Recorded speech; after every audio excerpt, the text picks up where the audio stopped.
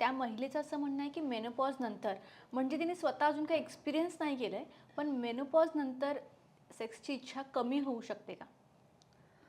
आता हा सगळ्यात मोठा मिथ आहे ग, की पाळी बंद झाली म्हणजे सेक्स संपला, म्हणजे देव देवच करायचं असं. तर प्रत्येकाला हे लागू नाही पडत. So again for different individuals it's way different. मी मी मी स्वतः प्री मेनोपॉझल आहे, मी स्वतः 49 आहे, पण मी सेक्शुअली ॲक्टिव्ह आहे. त्यामुळे डिझायर, अराउजल्स आणि ॲक्ट ह्या 3 गोष्टी ना सलग चालल्या पाहिजेत. नुसताच ॲक्ट होतोय, डिझायर आणि अराउजल होत नाही. डिझायर म्हणजे इच्छा, मग इच्छा झाल्यानंतर अराउजल पण पूर्ण लागतं. आणि असं वाटतं ग पुरुषाला, पण आम्हाला बायकांना पुरुष किती असं मेनका वगैरे बनतात. म्हणजे आज पण जनरलाइज काय आहे, फोरप्ले हा पुरुष करणार आणि बाईने असं भारी भारी काहीतरी ढिंचाक ढिंचाक करायचं ज्याच्यामुळे पुरुषाचा अराउजल होणार. मग तसंच त्या बाईला, मेनोपॉझल बाईला अराउज करायच्या पद्धती बदलणार ना.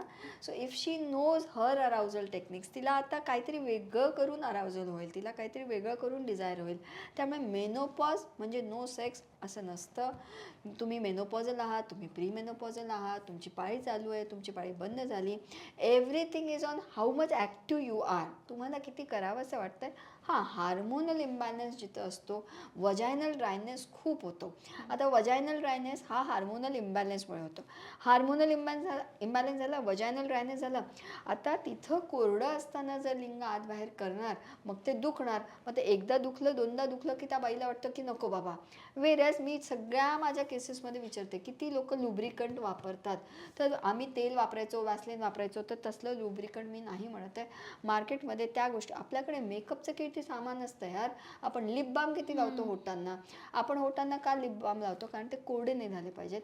कोरडे झाले की होठ पण दुखतात. मग तसं तर खालच्या होटांमधनं तर ते लिंग आत जाणार आहे. मेनोपॉज के वक्त हार्मोनल इम्बैलेंस से वेजाइनल ड्राइनेस इतना ज़्यादा होता है, आप बिना ल्यूब के यूज़ सेक्स करोगे तो बहुत दुखेगा. विथ लूब यूज़ करोगे, अगेन वाइब्रेटर्स इंट्रोड्यूस करोगे, फिंगरिंग और क्लिटोरल स्टिम्युलेशन करोगे, म्हणजे कृती करून इच्छा जागी होते. त्या कृतीमुळे पिट्युटरी ग्लँडला रिफ्लेक्स मिळतो की अच्छा हे अजून पण व्यवस्थित आहे, इथं दुखत नाही आहे. सेक्स म्हणजे दुखणं हे वायरिंग असेल देन त्रास होतो. Menopause, not menopause, nothing matters. एक औरत 80, 90, 100 बरस तक सेक्शुअली ॲक्टिव्ह रह के सुखात सुख एन्जॉय करत करत मरू शकते. So one should experience that. Okay. So next question, हा क्वेश्चन बऱ्याच जणांकडून मला आलेला आहे. सो त्यांचं असं मत आहे की बेडवर माझ्या पार्टनरला कळत नाही की मला कशा पद्धतीने ॲक्टिव्ह केलं पाहिजे किंवा काय. कारण त्याचं होतं तो फोरप्ले नावाचा हा जो प्रकार असतो तो त्यांच्यात म्हणजे खूप कमी प्रमाणात होतो, हार्डली एक 5 मिनिट वगैरे. आणि त्याच्यानंतर डिरेक्टली ते मेन प्रोसिजरला जातात आणि त्यामध्ये मग तिला काहीच फिलिंग्स होत नाही. सो त्यांना असं म्हणायचं की आमच्या पार्टनरला आम्ही कसं सांगू, म्हणजे ते बोलताना ऑकवर्ड वाटतं की मला काही फील नाही होत आहे. आणि काही जणी तरी म्हणजे त्यांचं असं मत आहे की यात तो नाही आहे, पण मला एक कॉल आला होता की काही जणी तरी फेक ऑर्गॅझम झालंय असं दाखवतात, म्हणजे नवऱ्याला वाईट वाटू नये म्हणून हा माझं झालंय असं. तर या दोन्हीवर सांगा. I like the way you were smiling while asking the question. तू स्वतःच किती लाजत होतेस. हो, लाजणं आणि सेक्स हे सुंदर असतं, पण सेक्स आणि ऑकवर्डनेस कशाला ना. ज्या नवऱ्याचं लिंग आपण पूर्ण आत घेणार आहे, म्हणजे तुम पूरा ऑर्गन अंदर ले रे, लेकिन अपने होठों से आप उसको बोल नहीं पा रहे. आणि पुरुष ही पूर्ण जी म्हणजे स्पीसीस आहे, मेल स्पीसीस आहे, त्यांना जोवर GPS मध्ये डिरेक्शन दिले ना तरच ते डेस्टिनेशनला पोचतात. तू बघ, त्यांना मार्गदर्शन कर, त्यांना सांग A पासनं B, B पासनं C, C पासनं D, ते ते चोख करतात. पण आपल्या बायकांमध्ये असतं की एवढे वर्ष आपण सोबत राहिलो, मग तुला कळत कसं नाही. तर नाही कळत, सांगितल्याशिवाय कळणार नाही. दुसरं, तुम्ही अनुभवल्याशिवाय तुम्ही नाही सांगू शकत. तुम्ही अनुभवलं नाही तर तुम्ही सांगणार कसे ना. तुम्ही अनुभवायला, तुम्ही लावलंय का हात, मग तुम्ही मॅस्टरबेट केलंय का, तुम्हाला कळलंय का तुम्हाला काय केलं नाही. जसं मी पॉडकास्टच्या सुरुवातीला कुकरची उपमा दिली की तुम्ही बिंदी लावता, तर तुम्ही जेव्हा बिंदी लावता तुम्हाला कळतं ना आयब्रोजच्या मध्ये सेंटर कुठे आहे, बिंदी कुठे लावली. मंगळसूत्र घातलं तर ते पेंडंट बरोबर सेंटरला आलं की नाही आलं. So you adjust it on your on. आणि मग कधी कधी तीच चेन नवऱ्याला सांगतो, मग तोही ते बटन लावतो. मग त्याला तुम्ही जशी इन्स्ट्रक्शन तोंडी देता तो हुबेहूब तसं करू शकतो. माझ्या सेक्स कोचच्या प्रॅक्टिसमध्ये सांगते, पुरुष खूप सुंदर जेंटलमॅन असतात. पुरुषांना प्रेमाने सांगावं लागतं, प्रेमाने सांगितल्यावर ते व्यवस्थित करतात. आणि मग प्रेमाने सांगून टेक्निक चुकत असेल तर टेक्निक समजवणं आहे, प्रेमातच समजवणं आहे. बिकॉज हे सगळ्या प्रेमाचा अनुभव आहे ना, मग त्याच्यात राग चिडचिड आलीच नाही पाहिजे. Once you teach them they will do it and you will get it. राहिली गोष्ट दुसऱ्या प्रश्नाची, फेक ऑर्गॅझम.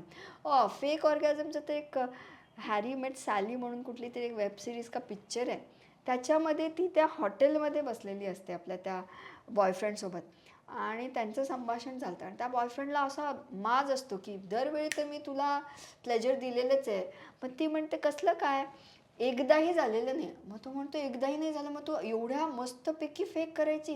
मग ती म्हणते मी तुला आत्ता करून दाखवू का. त्या कंट्रीमध्ये जिथं ते शूट झालं ना, त्या हॉटेलला त्या सीनचं नाव दिलं गेलेलं आहे आणि ती त्या हॉटेलमध्ये असं जेवतानाचा तो सीन आहे. I will send you the link. आणि तो असा बसला आहे समोर आणि ती तिथं फुल नाटकी ऑर्गॅझम करून दाखवते त्याला, म्हणजे अशी आरडाओरडा ते पॉनमध्ये कसं दाखवतात, अख्खा हॉटेल त्या हैराणीनं बघत असतो. त्यामुळे स्त्रियांमध्ये फेक ऑर्गॅझम ते बघितलेलं असतं आपल्याला, हो हो हा हू करायचं आणि आरडाओरडा करून समोरच्या आपल्या पुरुषाचा फक्त इगो पुरवण्यापुरतं, किंवा त्याला वाईट नाही वाटावं, किंवा त्याला असं वाटावं की मला झालं आहे, किंवा त्याला असं नाही वाटावं की मला इतकी अक्कल नाही, मला इतकी बुद्धी नाही, की मला कळत पण नाही माझं ऑर्गॅझम झालं की नाही झालं. कारण ॲज यू सेड, आत्ताही आपण या दोघांना म्हटलं ना, प्रश्न द्या. माणूस प्रश्न विचारायला पण लाजतो गं. ज्याच्यासोबत करतोय त्याच्याशी त्याच्यावर बोलायलाही लाजतो, ऑकवर्ड फील करतो. त्यामुळे फेक ऑर्गॅझम्स डू एक्झिस्ट. मी असं नाही म्हणत आहे करू नका, पण तुम्ही समजा 2-2 वर्ष फेक ऑर्गॅझम करत राहिलं आहे आणि मग नवऱ्याला असं वाटत राहणार की हे म्हणजे ऑर्गॅझम, आणि वन फाईन डे तुम्ही उठून म्हणणार आहे की मला आत्तापर्यंत झालं नाही, मग तो गोंधळात पडणार आहे. So one should not fake one should not fake it. Sex ही प्रेमाची सगळ्यात सुंदर भाषा आहे आणि ती भाषा खरी बोलली गेली पाहिजे. ती वोकॅबलरी आहे ना त्याची, ती अशी पोटातनं, आता मी किती पोटातनं घसा दुखीस्तवर का बोलते, कारण बोलल्याशिवाय कळणार कसं ना. स्पर्शाने सांगा, बोलून सांगा, व्हिज्युअली सांगा, पण तुमचा मुद्दा समोरच्याला कम्युनिकेट झाला आहे ह्याची पोचपावती तेव्हाच आहे जेव्हा तुम्हाला तुमचा डिझायर्ड रिस्पॉन्स मिळाला. जर डिझायर्ड रिस्पॉन्स नाही मिळाला तर तुम्हाला कम्युनिकेशन स्टाईल बदलावी लागणार आहे.